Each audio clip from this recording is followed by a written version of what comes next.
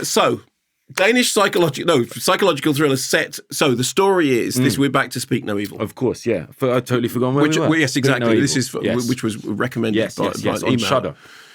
A Danish couple on holiday with their young daughter meet a Dutch couple with a young son who finds speaking very difficult, we are told, because he has congenital aglosia, which means that he can't, apparently he can't speak. I didn't know about this, but that's the plot point. After they return home, they receive an invitation to go and visit their new friends. And they go, well, we just met them on holiday. We don't know them that well. And they've asked us to go for a few days. Do we want to do this?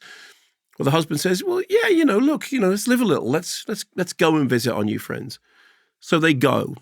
And the friend's house is a small but rather beautiful house in an isolated woodland area. So it's the couple and their daughter and the couple and their son. Things are okay, but they're a little bit awkward. And they're increasingly awkward and increasingly not right and increasingly inappropriate. But because they are there as their guests, it is their duty to be polite, to not go, no, this is... And then that awkwardness amplifies and the politeness starts to crack. Now, the really interesting thing is this played the Midnight Strand at Sundance, which has actually become quite a good launch pad for sort of, good horror films, chillingly upsetting horror films. We were talking about Ruben Östlund in the subject of Triangle of Sadness. And I said that Ruben Östlund had once said that all his films are basically about people trying not to lose face. Right. That is something that you could apply to something, particularly in Force Majeure, that whole thing about it's the appearance of civility, whereas beneath it, the kind of this barbarity has come out. This reminded me of two things. It reminded me of, have you seen the original version of The Vanishing, Sporloose? No. Okay, well, the original version of The Vanishing, which is a terrifying film, one of the things about it is about a couple traversing a border into a country in which one of them is trying to speak the language, and part of the thing that's going on in the thing is about language barriers. And it's a really, really creepy film, but it's about the way in which language can create tensions, or the not understanding of what people are saying, or the register in which people are saying things, or not understand.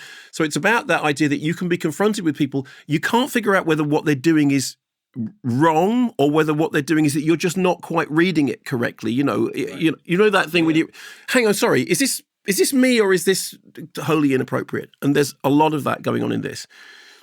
The other thing is it's got that really creepy, growing, when you watch a film and you start to feel that kind of, the back of your neck starts to hurt a little bit because you think, I'm uncomfortable about this. And I'm not quite sure why I'm uncomfortable about this, but I am uncomfortable. And watching this made me feel increasingly claustrophobic because I have a particular paranoia about social awkwardness. I find social circumstances quite difficult anyway. I always, it's that standard thing, isn't it? You suddenly, I love being around people I know. Right. I find it quite hard being around people I don't know because I don't really know the rules of engagement, and I don't really understand. I don't read rooms very well. I'm a bit clumsy like that. So for me, it's like the movie is just tickling your throat, going yeah, and then it moves, and as it moves, it gets worse and worse and worse. I don't want to say anything about it because the emailer was particularly keen to say let's not spoil it, so I won't spoil it.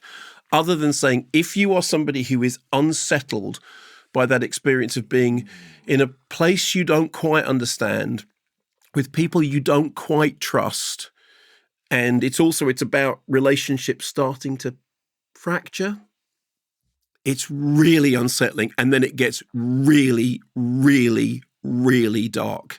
And it upset me quite a lot in a good way. So I was delighted to be recommended it because I actually wouldn't have seen it otherwise, but it really got under my skin. I mean, it really creeped me out properly. Great music, incidentally. Great score, but really creepy. Speak No Evil. And this is a new release, right? So it's available on streaming services. So that's how we were. I saw it on Shudder. And it's, again, Shudder, they've got some great stuff. They've got some good stuff. Check this out. It's so... it gets, when people say something gets under your skin, boy, does it get under your skin.